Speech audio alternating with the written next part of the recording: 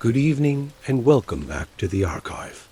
The great doors have closed with their familiar weight, and the corridors stretch before us in comfortable silence. Tonight, I have retrieved something quite peculiar from our deepest vaults. A collection bound in faded green leather, its spine cracked from decades of eager handling. The pages within smell of jungle humidity and unfulfilled dreams. This particular folio bears the marginalia of explorers, zoologists, and dreamers.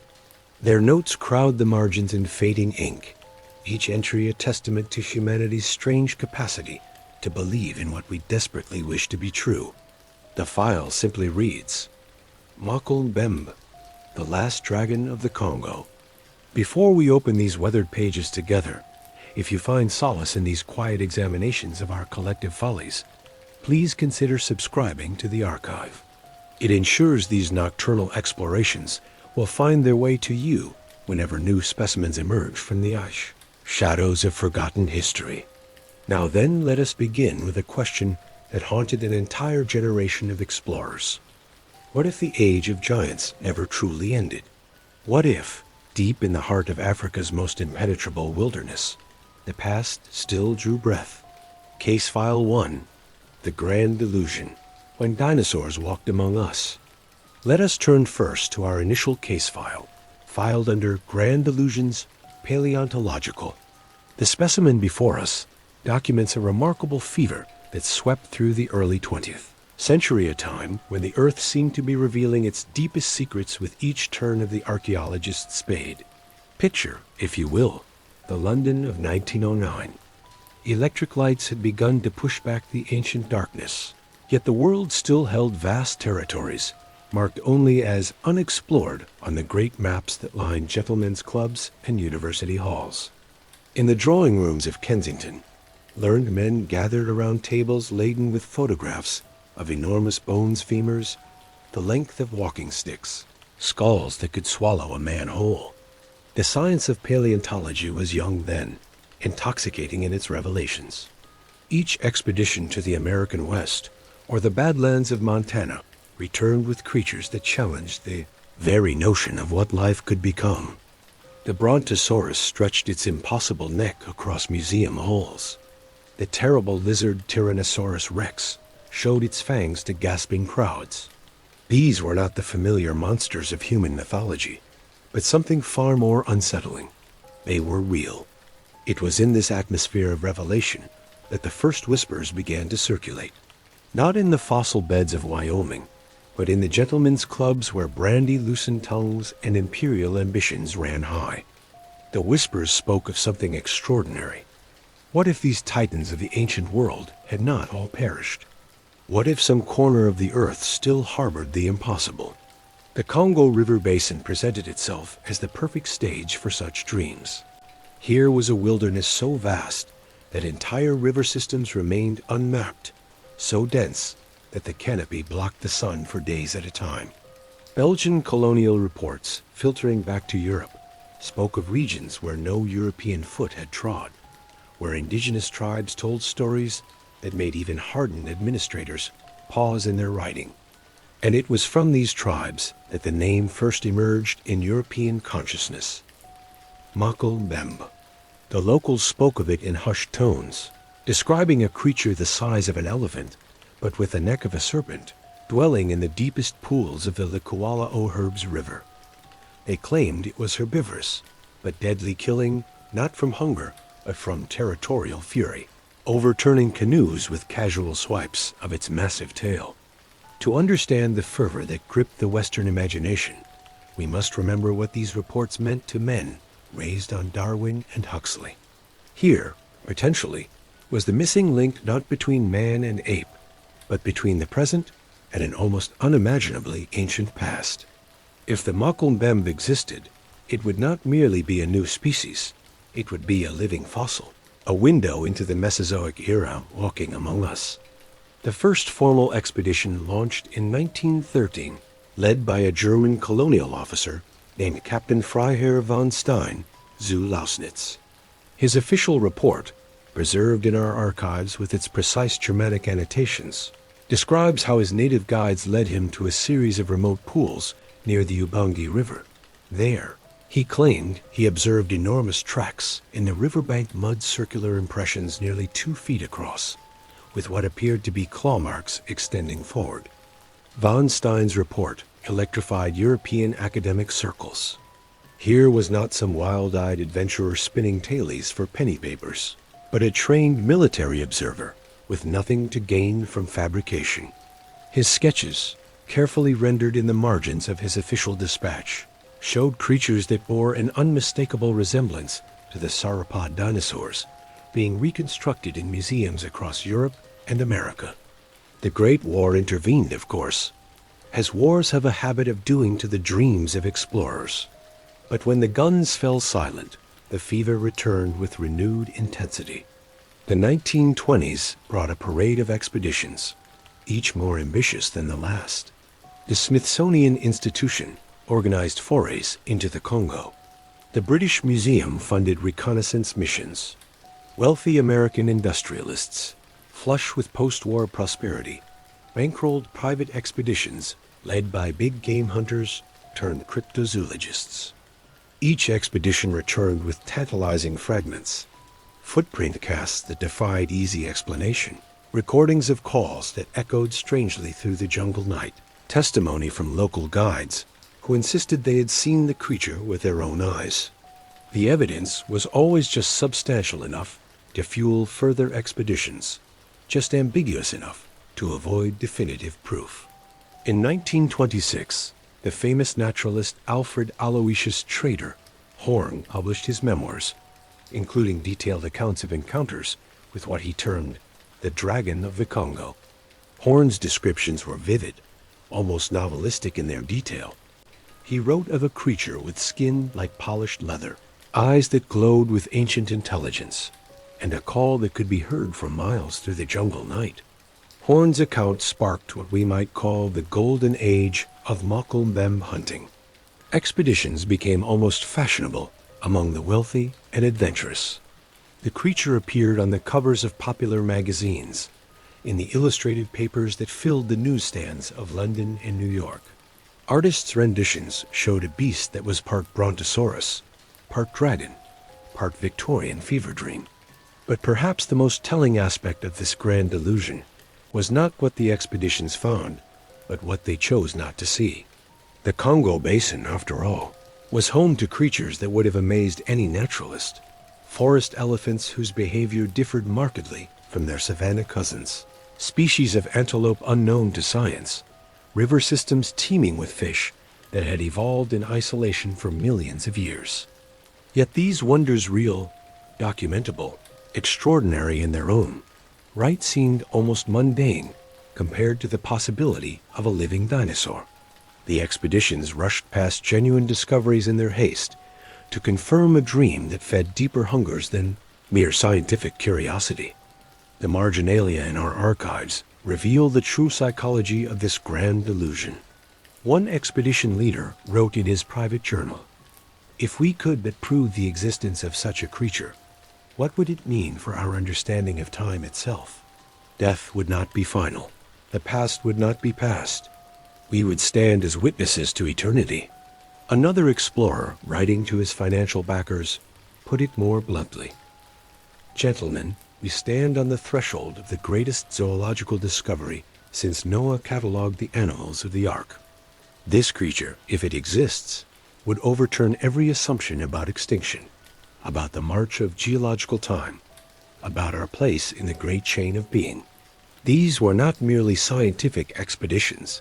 They were pilgrimages to a shrine of impossibility, journeys undertaken by men who needed to believe that the modern world had not yet conquered every mystery, that somewhere in the green heart of Africa, the age of giants still held sway.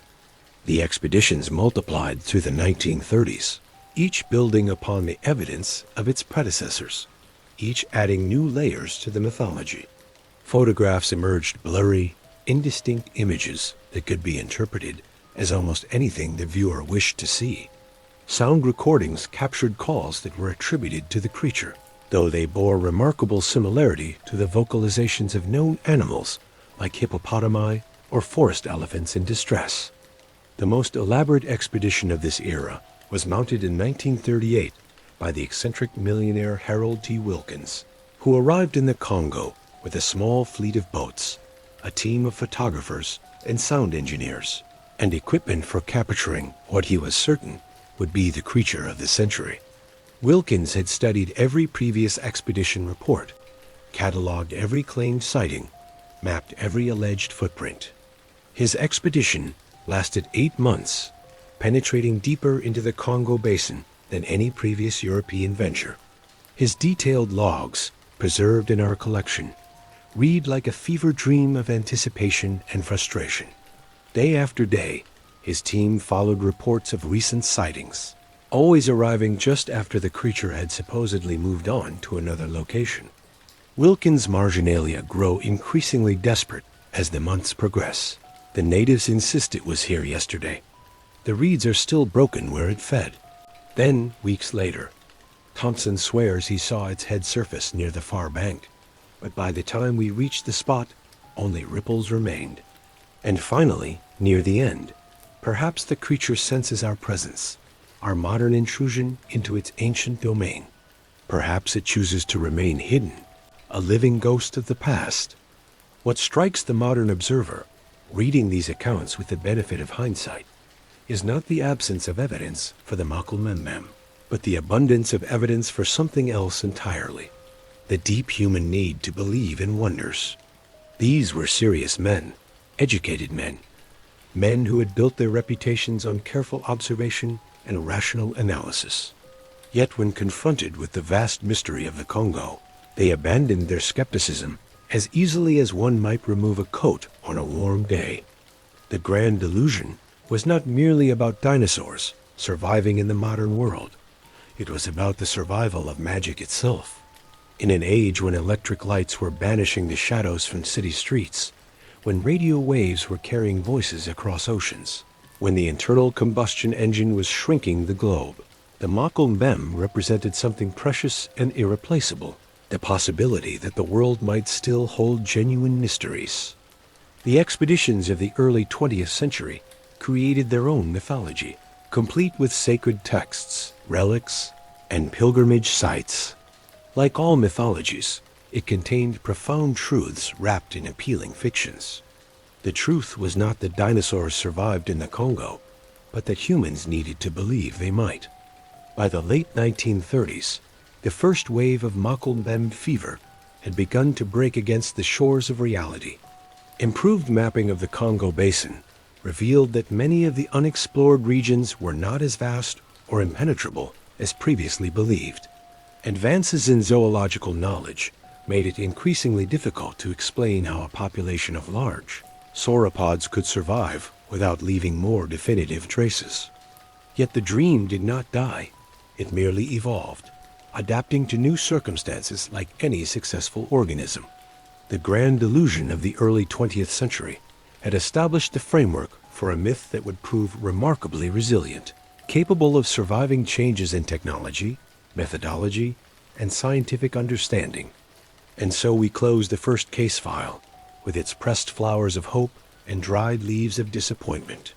The grand delusion had taken root in the fertile soil of the early 20th century imagination, nourished by genuine scientific discoveries, and watered by the very human desire to live in a world where the impossible just might prove possible. Case File 2, The Tragedy of Ivan T. Sanderson. Let us now leave behind the grand theater of expeditions and institutional delusions and walk quietly to another section of our collection, the personal files, where individual dreams crystallized into beautiful, terrible obsessions.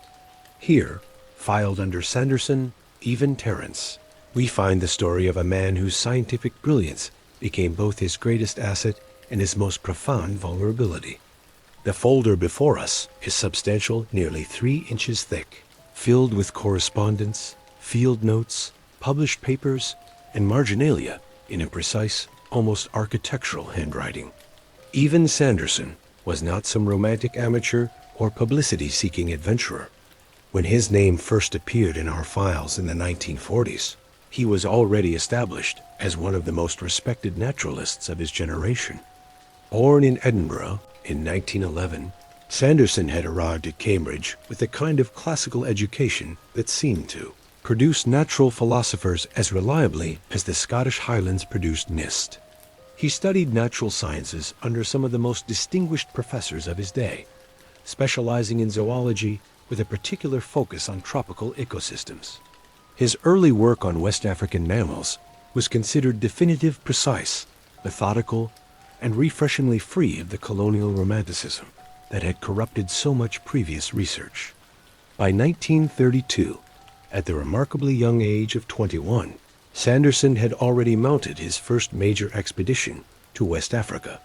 His reports from this journey, preserved in pristine condition in our archives, reveal a mind of exceptional clarity and systematic rigor. He catalogued over 300 species of small mammals, many previously unknown to science. His field notes are models of scientific observation, each entry dated, cross-referenced, accompanied by detailed sketches and measurements recorded to the nearest millimeter. But even in these early documents, we can detect the first faint traces of something that would later consume him. In the margins of his official reports, Sanderson had begun to record local folklore with the same meticulous care he applied to taxonomic classification. Stories told around evening fires found their way into his notebooks, alongside measurements of rodent skulls and butterfly wing patterns. One entry, dated June 15, 1932, reads, "The Bulu people speak of a creature they call Nyamala, described as larger than an elephant, with a neck like a great serpent. They insist it dwells in the deepest pools of the Jay River, emerging only at dawn to feed on certain aquatic plants. While such accounts must be treated with appropriate skepticism, the consistency of the descriptions across multiple tribal groups suggests some underlying zoological reality." Here we see the first seeds of what would become Sanderson's magnificent obsession. Unlike the expedition leaders of the previous generation, who had approached such stories as confirmation of preconceived theories, Sanderson initially treated them as data points to be collected and analyzed. His scientific training demanded that he record everything, dismiss nothing without investigation, and maintain the intellectual humility that separates genuine inquiry from wishful thinking. The tragedy for tragedy, it surely was lay in how that very scientific rigor would eventually trap him in a web of his own making. Sanderson's reputation grew throughout the 1930s. His book, Animal Treasure, published in 1937, established him as one of the most gifted nature writers of his generation. Unlike the sensationalist accounts that dominated popular natural history, Sanderson's prose combined scientific precision with an almost poetic sensitivity to the subtle beauty of tropical ecosystems. He could describe the mating calls of tree frogs with the same attention to detail that others reserved for symphonies. It was this very sensitivity, this openness to the full spectrum of natural phenomena, that would prove to be both his greatest strength and his ultimate downfall. For while other scientists learned to filter their observations through established paradigms, Sanderson remained perpetually open to the possibility that nature might still harbor surprises that challenged conventional understanding. The pivotal moment came in 1938, during what was intended to be a routine collecting expedition to the Mamf region of British Cameroon. Sanderson's field notes from this journey begin normally enough careful observations of primate behavior, detailed recordings of bird songs, methodical collection of botanical specimens. But on August 23rd, the tone of his entries changes dramatically. "Last night, while setting traps near the Manaya River, I was approached by an elderly baka tracker named Ackley. He has worked with European expeditions for nearly 20 years and has a reputation for absolute reliability. Without prompting, he began to describe an encounter he claimed to have had 3 years ago while hunting elephant near Lake Telly. His description matched, almost exactly, the accounts I have been collecting of the creature the locals call Makol Mbem. Ackley's manner was entirely serious, none of the theatrical embellishment that characterizes most such stories. He described a creature approximately 15 feet in length, with a neck comprising roughly half its total body length. The head, he insisted, was small and serpentine. The body was described as barrel-shaped, supported by 4 thick legs.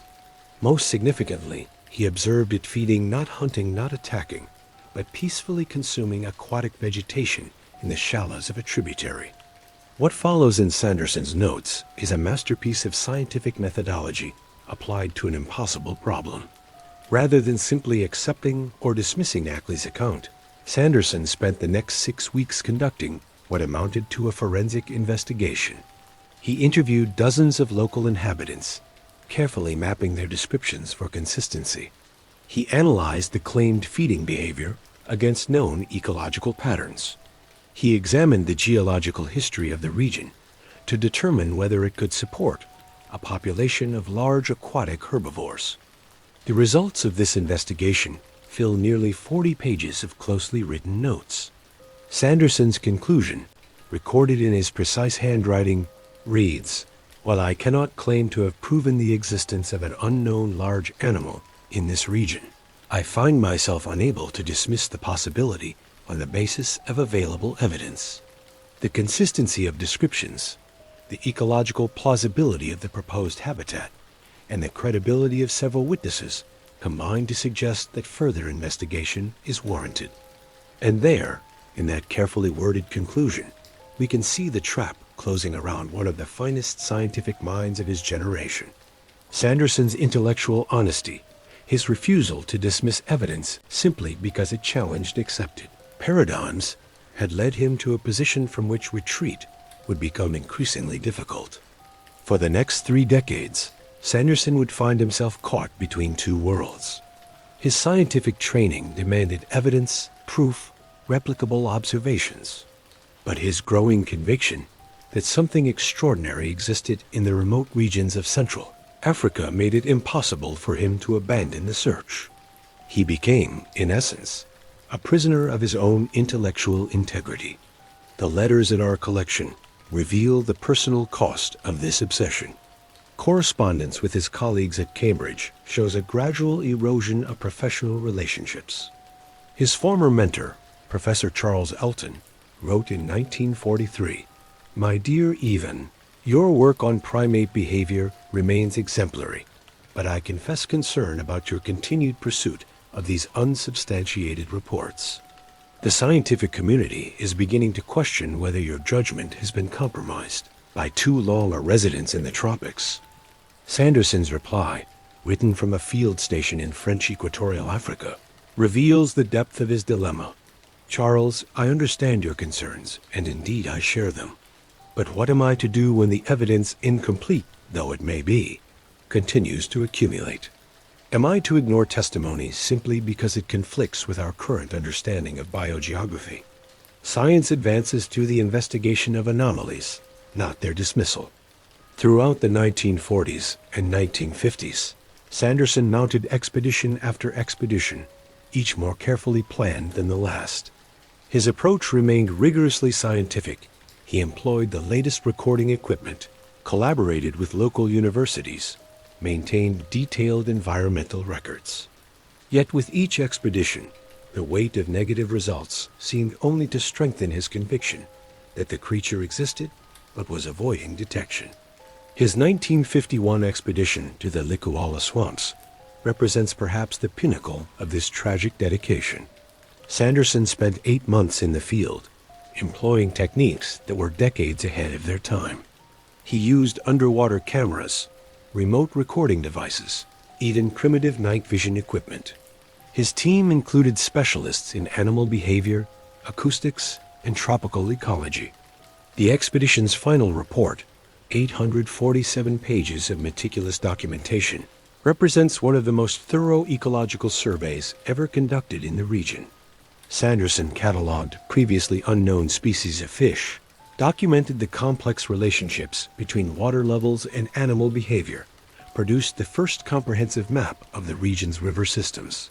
By any measure, it was a scientific triumph. Yet for Sanderson, it was a devastating failure. Despite months of careful searching, despite the most sophisticated equipment available, despite the assistance of the most knowledgeable local guides, he had found no definitive evidence of the creature that had consumed his imagination for over a decade. The marginalia from this period reveal a man wrestling with profound self-doubt. In the margins of his field notes, we find entries like, "Am I chasing shadows? Have I allowed hope to corrupt observation?" And later, "The absence of evidence is not evidence of absence, but at what point does scientific skepticism become mere stubbornness?" Yet even as doubt gnawed at him, Sanderson could not bring himself to abandon the search entirely. His scientific training had taught him that negative results, while disappointing, were still results. The failure to find definitive evidence of the Malcolm Mem did not prove its non-existence. It merely proved that if it existed, it was more elusive than previously supposed. The 1960s brought a new dimension to Sanderson's obsession. Advances in technology had made it possible to record and analyze sounds with unprecedented precision. Sanderson became fascinated with acoustic evidence recordings of calls that local inhabitants attributed to the Makumbembe. He spent months in remote listening posts, analyzing spectrograms and frequency patterns, comparing unknown calls to the vocalizations of known animals. This work, while scientifically rigorous, gradually isolated him from the mainstream scientific community. His papers on anomalous acoustic phenomena in Central African river systems were published in increasingly obscure journals. Colleagues who had once eagerly awaited his research began to avoid him at conferences. A particularly poignant letter from 1967, written to his sister in Scotland, reveals the personal cost of his dedication. "Margaret, I know you worry about me, alone in these remote places, pursuing what many consider a fool's errand. But I cannot abandon the search now, not when I feel so close to understanding something fundamental about the relationship between human observation and natural reality. Perhaps I will never find the creature itself, but in searching for it, I have discovered so much else." Indeed, Sanderson's failure to find the Makumbembe had produced an extraordinary body of work on Central African ecology. His observations of animal behavior, his documentation of indigenous knowledge systems, his pioneering work in bioacoustics, all of this emerged from his pursuit of the impossible. In seeking a legendary creature, he had become one of the most knowledgeable field naturalists alive. Yet this very expertise made his continued belief in the Makumbembe all the more puzzling to his colleagues. How could someone who understood African ecosystems so thoroughly continue to believe in the existence of a large unknown animal?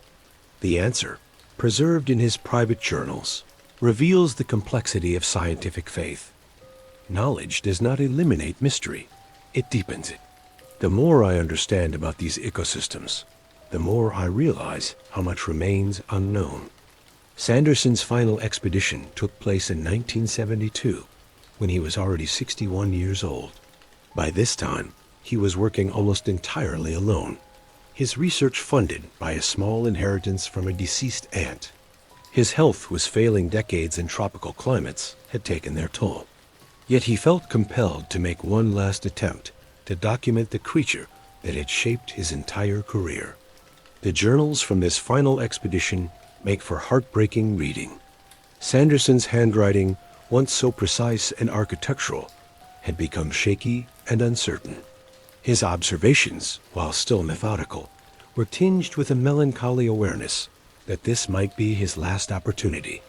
"If I am wrong," he wrote, "if this creature exists only in my imagination and in the stories of the Baka, then I have wasted the better part of my life. But if I am right, if there is something here that science has not yet recognized, then every moment of searching has been justified." Even Sanderson died in 1973, less than a year after returning from his final expedition. He never found his Makumbembe. The creature that had consumed 4 decades of his life remained as elusive as ever. Yet in our files, alongside the documentation of his failure, we preserve something else: the record of a mind that refused to accept the limitations imposed by conventional thinking. The tragedy of Ivan Sanderson was not that he believed in something that may not have existed. It was that his very virtues as a scientist made it impossible for him to abandon that belief. His intellectual honesty, his methodological rigor, his refusal to dismiss evidence simply because it was inconvenient, these qualities, which made him an exceptional naturalist, also trapped him in a quest that consumed his professional reputation and personal happiness. In the end, Sanderson's story illustrates a profound truth about the nature of human obsession. We are most vulnerable to beautiful delusions, not when we abandon reason, but when we apply reason with such rigid consistency that we cannot recognize when it has led us astray. Case File 3. The Seductive Lie of Evidence. We move now from the realm of personal obsession to a different wing of our collection, one that houses the technological specimens, those curious artifacts that promised objective truth but delivered only more sophisticated forms of self-deception. Here, under the flickering light of old fluorescent tubes, we examine how the very tools meant to bring clarity to the Mokumbem mystery instead deepened its shadows. The folders here are different from those we've examined, filled not just with handwritten notes and faded photographs, but with magnetic tapes, spectrographic analyses, plaster casts sealed in protective plastic, and photographs that promised to capture truth, but delivered only questions wrapped in silver halide and wishful thinking. The technological pursuit of the Mokumbembe began in earnest during the 1960s, as the tools of modern science finally became portable enough to carry into the remotest corners of the world. For the first time in history, explorers could bring with them not just their eyes and notebooks, but sophisticated recording equipment, underwater cameras, and acoustic analysis tools that promised to transform subjective observation into objective data. Let us begin with what appeared to be the most promising category of evidence, the photographs. Our collection contains dozens of them, each accompanied by detailed provenance records and technical analyses.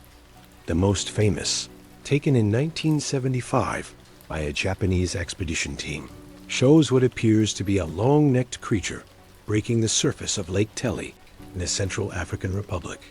The image itself is remarkably clear for such photography from that era, a black and white frame showing ripples on dark water, and rising from those ripples, something that does indeed resemble a serpentine neck topped by a small head.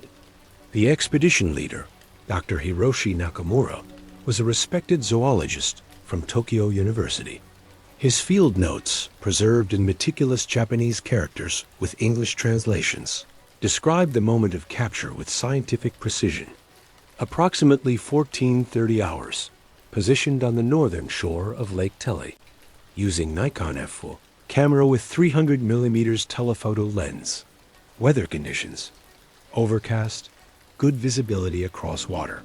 Local guide Bongolo indicated unusual disturbance in water, approximately 200 meters from shore.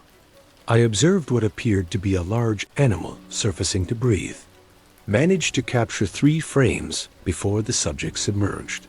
Development of film confirms presence of unknown aquatic animal. For nearly a decade, this photograph was considered the strongest evidence for the Mokumbembe's existence. It appeared in National Geographic, Scientific American, and countless books on cryptozoology. The image seemed to offer what centuries of expeditions had failed to provide: objective, technologically captured proof. But technology, as our archives amply demonstrate, can be as susceptible to human desires as any other tool. In 1984, a British photographic analyst named Robert Henderson subjected Nakamura's image to enhanced scrutiny using newly developed computer analysis techniques. His report, filed in our collection with clinical detachment, revealed what wishful observation had overlooked. Enhanced contrast analysis reveals several anomalies inconsistent with a living animal. The neck shows no evidence of muscular contraction or organic movement. Grain structure analysis suggests the object possesses uniform density consistent with dead wood or floating debris rather than living tissue. Most significantly, water displacement patterns around the creature are inconsistent with those produced by a large animal breaking the surface. Henderson's analysis didn't merely debunk a photograph. It revealed how sophisticated technology could be used to support preconceived conclusions rather than test them. Nakamura, despite his scientific training, had seen what he hoped to see. The camera, far from providing objective truth, had merely preserved a moment of subjective interpretation. But photographs were just the beginning of the technological evidence. Perhaps even more seductive were the acoustic recordings, hours upon hours of mysterious calls captured in the remote waterways of Central Africa. These recordings seemed to offer something that photographs could not: evidence of behavior, of a living creature going about its daily existence in its natural habitat. Our collection includes the complete archive of the Bancroft expedition of 1978, which spent 6 months in the Likuala region, equipped with the most sophisticated recording equipment available at the time. The expedition's acoustic engineer, David Bancroft himself, had worked for the BBC's Natural History Unit and was considered one of the world's leading experts in recording animal vocalizations in challenging environments.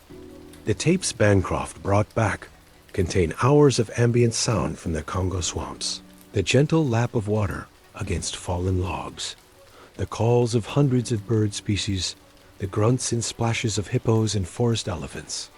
But scattered throughout these recordings are sounds that seem to belong to no known animal. Deep, resonant calls that echoed across the water like the voices of giants. Bancroft's technical analysis, conducted using spectrograms and frequency analysis equipment borrowed from acoustic research laboratories, identified 12 distinct calls that he could not attribute to any known animal. The calls showed characteristics that suggested an animal much larger than any known inhabitant of the region. Fundamental frequencies indicating massive vocal cords, harmonic structures suggesting complex vocalization organs. The marginalia in Bancroft's notebooks reveal his growing excitement as he analyzed these recordings. Call number 7 shows frequency characteristics unlike anything in my database. The fundamental frequency suggests an animal with vocal cords at least twice the length of those found in forest elephants. Duration and modulation patterns indicate sophisticated vocal control, possibly even primitive communication. For several years, Bancroft's recordings were cited as the strongest acoustic evidence for the Makombembe's existence. They were featured in documentaries, analyzed by other acoustic researchers, and used to support funding for further expeditions. The sounds seemed to offer what visual evidence could not: proof of ongoing biological activity by an unknown large animal. It was not until 1983 that a more thorough analysis revealed the prosaic truth. Behind these mysterious calls, Dr. Elizabeth Kronberg, an acoustic researcher from the Max Planck Institute, subjected Bancroft's recordings to computer analysis techniques that had not been available during his original work. Her findings, published in the Journal of Acoustic Research, were as deflating as they were definitive. The mysterious calls, Kronberg demonstrated, were produced by a combination of known animal vocalizations interacting with the unique acoustic properties of the swamp environment. The deep, resonant tones that suggested massive vocal cords were actually the calls of bull hippos, modified by reflection and resonance effects as the sounds bounced between water, vegetation, and the forest canopy. The acoustic environment of dense tropical swamps, Kronberg wrote, can produce extraordinary effects on animal vocalizations. Sounds that would be easily recognizable in open environments become distorted, layered, and combined in ways that can create entirely new acoustic signatures. Mr. Bancroft's recordings represent excellent documentation of these phenomena, but they do not support the existence of unknown large animals. The failure of acoustic evidence revealed something troubling about the technological approach to cryptozoology. Sophisticated equipment could make familiar phenomena seem mysterious, just as easily as it could reveal hidden truths. The very precision of spectrograms and frequency analyses lent an aura of scientific authority to conclusions that were ultimately based on the same wishful thinking that had driven earlier expeditions. But perhaps nowhere was the seductive power of technological evidence more apparent than in the realm of physical traces, the footprints, wallows, and feeding signs that seemed to offer tangible proof of the Makombembe's existence. Our archives contain numerous plaster casts of tracks, each accompanied by detailed measurements and photographic documentation. The most impressive of these was created by the Morrison expedition of 1981, which discovered what appeared to be a series of large, circular tracks leading from the water's edge into dense vegetation near Lake Telly. The tracks were approximately 18 inches in diameter, pressed deep into the mud, and showed what appeared to be claw marks extending forward from each impression. Dr. James Morrison, a paleontologist from the University of California, approached these tracks with the same methodological rigor he applied to dinosaur fossils. He created detailed plaster casts, measured angles and depths, analyzed the spacing between impressions. His preliminary report concluded that the tracks were consistent with those that might be made by a large quadrupedal animal with rounded feet, exactly what would be expected from the surviving sauropod dinosaur. Morrison's casts were examined by paleontologists around the world. Several confirmed that the tracks did indeed show characteristics consistent with sauropod locomotion. The depth of the impressions suggested an animal weighing several tons. The spacing indicated a walking gait appropriate for a long-necked herbivore moving slowly through swampy terrain. For Morrison, these physics... Case File 4, the Hindsight File, the beautiful truth of mythology. And now we arrive at the most curious section of our collection, the Hindsight Files, where the accumulated wisdom of decades allows us to see patterns that were invisible to those living within them. Here, under the gentle glow of reading lamps, we can finally examine the Makombem phenomenon not as a zoological mystery, but as something far more fascinating. A perfect mirror reflecting the deepest currents of human psychology and cultural projection.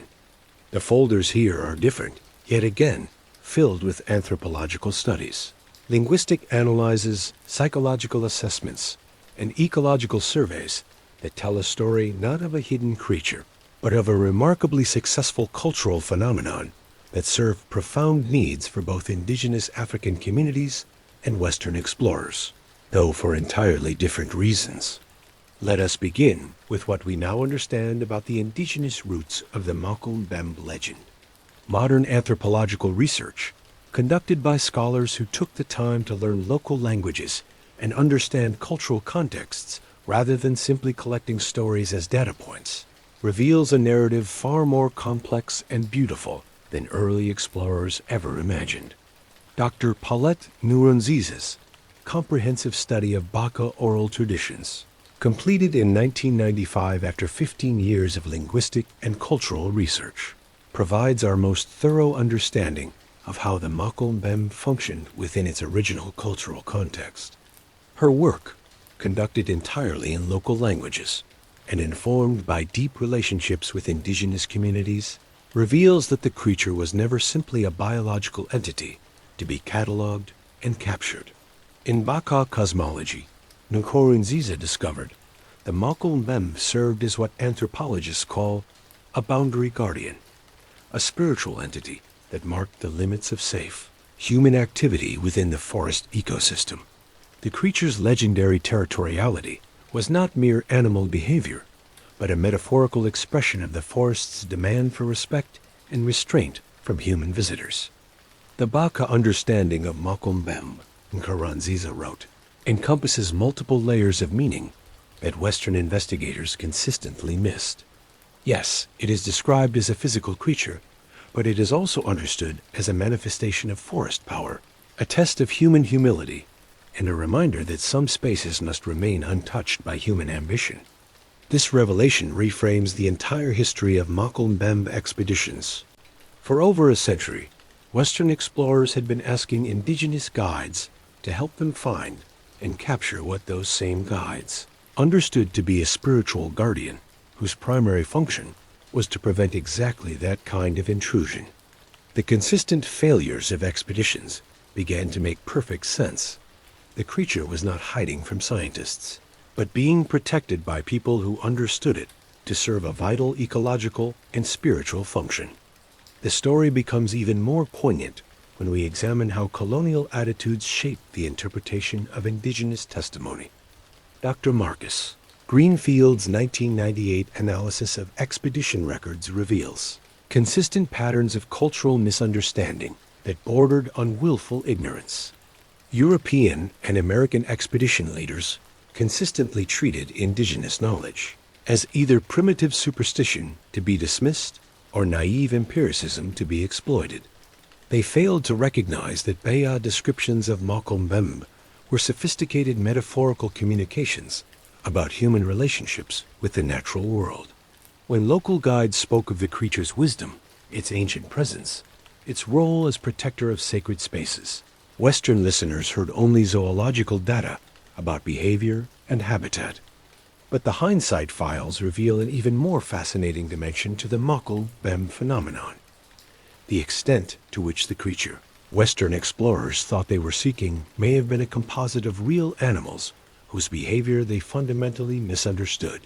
Dr. Sarah Okoffer's comprehensive ecological survey of the Likuala region, published in 2001, provides detailed documentation of how the area's unique environment could produce exactly the kinds of observations that fueled Mokombembe legends. Her work, conducted over 7 years with unprecedented access to previously unstudied habitats, reveals an ecosystem of extraordinary richness and complexity. Forest elephants in the Likuala region, Okafor discovered, exhibit behaviors that differ dramatically from their savanna cousins. During certain seasons, they spend hours partially submerged in deep pools, with only their heads visible above water as they feed on aquatic vegetation. From a distance, especially in poor lighting conditions, these feeding elephants could easily be mistaken for serpentine creatures with small heads and long necks. The forest elephant's aquatic feeding behavior has never been properly documented, Okafor wrote, because it occurs primarily during the rainy season when most research stations are inaccessible. The elephants wade into pools up to 12 feet deep, using their trunks as snorkels, while their bodies remain completely submerged. Only the top of their heads and the tips of their trunks remain visible, creating a silhouette that bears little resemblance to conventional elephant morphology. But elephants were only part of the equation. Okoffer's research also documented the presence of Nile crocodiles in the region, massive specimens, some over 20 feet in length, whose behavior had been poorly understood by earlier expeditions. These ancient predators, she found, were capable of movements and behaviors that earlier observers had attributed to unknown creatures. Large male crocodiles, particularly during territorial disputes, would rear up out of the water with their heads and necks extended, creating impressive displays of dominance that could be visible from considerable distances. In the dim light of dawn or dusk, when many alleged Mokombembe sightings occurred, such displays could easily be interpreted as the emergence of a long-necked aquatic creature. Perhaps most significantly, Okoffer's work revealed the complex interactions between forest elephants, crocodiles, and hippopotami that created acoustic phenomena unlike anything documented in other African ecosystems.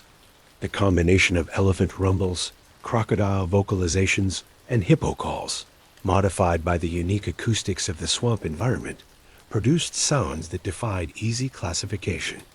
The acoustic environment of the Likuala region, Okoffer concluded, is unlike anywhere else in Africa.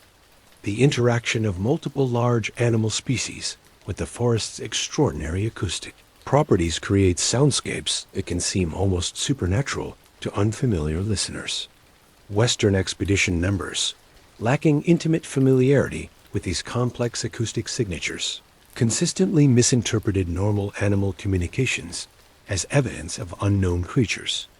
But perhaps the most illuminating documents in our hindsight files are those that examine not the African ecosystem, but the psychological ecosystem of the Western explorers who became obsessed with finding living dinosaurs in modern Africa.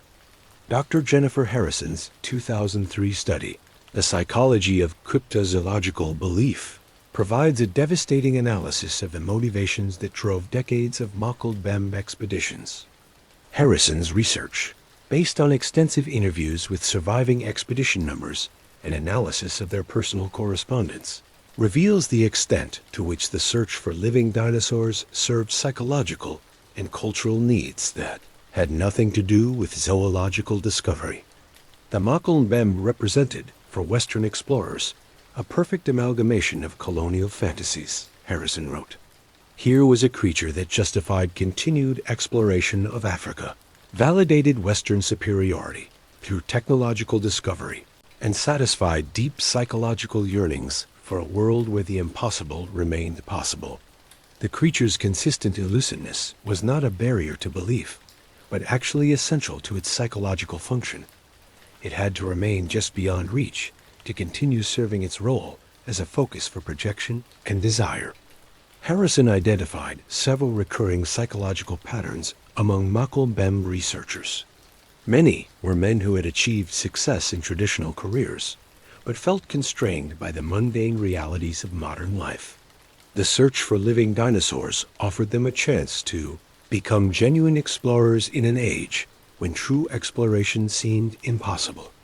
Others, particularly scientists like Evan Sanderson, were motivated by what Harrison termed paradigm nostalgia, a deep longing for a time when individual naturalists could make world-changing discoveries through personal observation and dedication.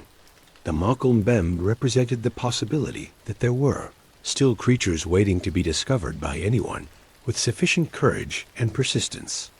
Dr. Robert Chun's 2005 study, Colonial Echoes in Cryptozoological Narratives, places the Mokle-Bem phenomenon within the broader context of Western attitudes toward Africa and indigenous knowledge. Chun's analysis reveals how the search for living dinosaurs perpetuated colonial patterns of thought, even among researchers who considered themselves progressive and respectful. The Mokle-Bem narrative, Chun argued, allowed Western researchers to simultaneously acknowledge indigenous knowledge and discount it. Local testimony was treated as valuable data when it supported the existence of the creature, but dismissed as superstition when it suggested the creature served spiritual or metaphorical functions. This selective validation of indigenous voices reflects deeper colonial assumptions about the relationship between Western science and traditional knowledge. Chun's work also revealed how the Mokle-Bem functioned as what he called a colonial fantasy of discovery. The idea that Africa still harbored secrets that Western science could uncover and claim. The creature represented the possibility that there were still territories, both geographical and intellectual, waiting to be conquered by Western expertise. The most recent addition to our hindsight files comes from Dr. Emmanuel Chibinda's 2019 Comprehensive Ecological Assessment of the Congo Basin, conducted using satellite imagery, environmental DNA sampling, and other technologies that were unimaginable during the height of Mokle-Bem fever. Chibinda's work provides what amounts to a definitive catalog of large animal life in the region, and a clear explanation for why no evidence of unknown large animals has ever been found. The Congo Basin ecosystem, Chibinda concluded, is now sufficiently well studied to make the existence of unknown large animals extremely unlikely. Environmental DNA sampling, in particular, provides a comprehensive picture of species diversity that would necessarily include any large vertebrates present in the ecosystem. The absence of genetic evidence for unknown species, combined with detailed behavioral documentation of known species, provides a complete explanation for all historical Mokle-Bem sightings. Chibinda's genetic analysis revealed something that earlier expeditions had missed. The forest elephants of the region showed unusual genetic diversity, suggesting the presence of multiple subspecies with different behavioral patterns. This genetic complexity corresponded to the diversity of creature descriptions provided by local inhabitants over the decades. Different elephant subspecies, behaving in different ways, had been interpreted as different aspects of a single unknown animal. And so, as we reach the end of our journey through the Mokle-Bem files, we find ourselves not with a creature of flesh and blood, but with something far more complex and ultimately more interesting. A perfect example of how human beings create meaning through the stories they tell about the natural world. The Makulmbem was never really about dinosaurs surviving in modern Africa. It was about the human need to believe in mystery, in the possibility that the world still harbored wonders waiting to be discovered. For indigenous communities, it provided a way to express complex relationships with the forest ecosystem. For Western explorers, it offered escape from the mundane realities of modern life and the hope of achieving immortality through discovery. The tragedy was not that the creature didn't exist, but that so many brilliant minds spent so much time and energy searching for something that was, in its own way, already present all around them. The real wonders of the Congo Basin, its incredible biodiversity, its complex ecological relationships, its sophisticated indigenous knowledge systems, were dismissed or overlooked in the pursuit of a single spectacular discovery. Dr. Nkurunziza perhaps put it best in her final assessment. The Westerners who came looking for Makulmbem were so focused on finding a monster that they missed the miracle. They sought one impossible creature and overlooked thousands of actual ones.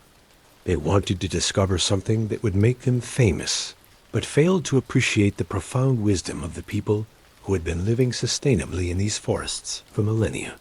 The hindsight files teach us that the most persistent mysteries are often not about what we don't know, but about what we refuse to see. The Makulmbem expeditions failed not because the evidence was insufficient, but because the questions being asked were the wrong ones. Instead of asking, "Does this creature exist?" the explorers might have asked, "What does the belief in this creature tell us about ourselves?"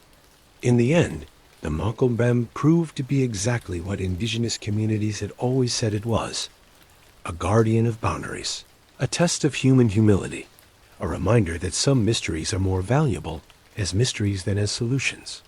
The creature's greatest success was not in avoiding capture, but in revealing the depths of human capacity for self-deception, projection, and the beautiful, terrible persistence of hope in the face of mounting evidence. The files close with this observation from Dr. Harrison's psychological study. The Makulmbem was the perfect cryptozoological phenomenon because it could never be reflection, the eternal return. And so we reach the end of our nocturnal journey through the Makulmbem collection. Though, like all endings in this archive, it is also a beginning, a return to the questions that first drew us into these shadowed halls. The folders are closed now, their secrets shared, but the silence that follows is not empty. It hums with the resonance of all the stories we have encountered, all the dreams documented, all the beautiful failures catalogued with such care. As I sit here in the lamplight, surrounded by the accumulated evidence of a century's worth of searching, I find myself thinking not about what these explorers failed to find, but about what they discovered without knowing it. They set out to capture a dragon, and instead documented something far more elusive and ultimately more significant: the extraordinary persistence of human wonder in the face of an increasingly explainable world. The Makulmbem, we now understand, was never really about dinosaurs. It was about time itself, our strange relationship with the past, our need to believe that somewhere, somehow, the ancient world persists just beyond the reach of our modern certainties. Those early expeditions were not hunting an animal. They were hunting for proof that extinction need not be final, that the march of geological ages had left survivors, that the terrible beauty of deep time could still break the surface of a quiet river and look us in the eye. In this, they were not so different from those of us who spend our nights in archives, surrounded by the remnants of forgotten dreams. We too are seeking something that has supposedly vanished, the capacity for genuine mystery in a world that satellite imagery has mapped down to the last square meter. We too believe that somewhere in the accumulated records of human folly, we might find evidence that wonder itself has not gone extinct. The men and women whose stories fill these files were not fools, though folly was certainly the lens through which they pursued their impossible dreams. They were responding to something profound and universal, the recognition that a world without monsters is a world diminished. That complete knowledge comes at the cost of enchantment, that the price of technological mastery might be the very sense of mystery that makes existence worth contemplating. Carl Jung once wrote that we do not solve our problems, we simply outgrow them, moving to a level of consciousness where what once seemed crucial no longer dominates our attention. Perhaps this is what has happened to the Makelmbembem. We have not disproven its existence, so much as outgrown our need for it to exist in a particular form that captivated our predecessors. Yet the deeper need persists. Even now, in our age of environmental DNA and satellite surveillance, cryptozoology continues to evolve, finding new forms and new territories. The search has moved from the Congo Basin to the ocean depths, from living dinosaurs to creatures that might exist in dimensions we have not yet learned to perceive. The questions change. The questioning does not. This tells us something important about the human condition. We are creatures designed for mystery, shaped by evolution to find patterns and seek explanations, but cursed or blessed with imaginations that can always conceive of possibilities beyond our current understanding. The Makelmbem was not an anomaly in human behavior, but an expression of something essential to our nature. I think often about Ivan Sanderson, alone in his final camp beside a Congo tributary, his life's work seemingly ending in failure. What comfort might it have brought him to know that his failure would ultimately contribute to a far richer understanding of African ecosystems than any single discovery could have provided? That his meticulous documentation of indigenous knowledge would prove invaluable to later generations of researchers? That his tragedy would become, in its own way, a kind of triumph? The archive teaches us that failure and success are often distinguished only by the length of our perspective. What seems like delusion in one generation becomes valuable data for the next. What appears to be waste becomes, with sufficient distance, a form of inadvertent wisdom. The Makelmbem phenomenon also reveals something uncomfortable about the relationship between knowledge and wonder. Each advance in our understanding of the natural world simultaneously illuminates new territories and closes off others. We gain the ability to sequence DNA and lose the capacity to imagine that unknown giants might swim in remote waters. We develop satellite imagery that can track individual elephants and forfeit the possibility that some creatures might remain beyond technological reach. This is not necessarily loss. The real wonders revealed by modern science far exceed anything dreamed up by cryptozoologists. The complexity of forest elephant social behavior, the intricate relationships between plant and animal communities in tropical ecosystems, the sophisticated ecological knowledge of indigenous peoples. These discoveries are more beautiful and more important than any surviving dinosaur could have been. Yet something is lost when mystery becomes merely a problem to be solved, rather than a space to be inhabited. The Makelmbem expeditions, for all their scientific failures, represented a willingness to live within uncertainty, to pursue questions that might not have answers, to find meaning in the search itself, rather than demanding the guarantee of discovery. Listen, do you hear that? The rain on glass, the eternal sound that has accompanied human contemplation since our ancestors first sought shelter in caves and began to wonder about the world beyond their small circles of firelight. That sound connected the early Makelmbem expeditions to every other moment in human history, when people have sat in the darkness and tried to make sense of the mysteries surrounding them. The Congo rains that fell on expedition camps, that swelled the rivers where cryptozoologists hoped to glimpse their impossible creature, that washed away footprints and filled the silence with whispers that could be interpreted as the calls of any creature. The listener chose to imagine those same rains fall tonight on a world that is simultaneously more thoroughly known and more deeply mysterious than ever before. We close the Makelmbem files not because the story is finished, but because every story in this archive eventually reveals the same truth. The most persistent, Human mysteries are not puzzles to be solved, but conditions to be accepted. We are creatures who need to search more than we need to find, who require questions more than we require answers, who are sustained by the very uncertainties that our rational minds insist on trying to resolve. The Makumbem swim still, not in the rivers of Central Africa, but in the deeper currents of human consciousness, that realm where the possible and the impossible meet and merge, where hope and evidence dance their eternal dance, where the desire to believe proves stronger than the accumulation of reasons not to. Perhaps this is the most profound lesson of our nocturnal exploration, that the greatest human folly is not the pursuit of impossible dreams, but the assumption that such pursuits are folly. The men and women who searched for living dinosaurs in African rivers were not wasting their lives. They were living them, fully and completely, in service to something larger than practical concerns or rational calculations. They remind us that to be human is to be capable of magnificent obsessions, beautiful failures, and the kind of hope that persists long after evidence would suggest it should have expired. In a world increasingly dominated by the practical and the provable, perhaps we need the Makumbem hunters more than they needed their elusive creature. And so, dear companion of this quiet night, as we prepare to leave these halls and return to the world of daylight certainties, carry with you this thought: somewhere in the green heart of every forest, in the depths of every unexplored pool, in the spaces between what we know and what we dream, the Makumbem is always just about to surface. Not as a creature of flesh and scale, but as a possibility, a reminder, a guardian of the boundary between the explained and the unexplainable. The search continues, though the searchers may not recognize it as such.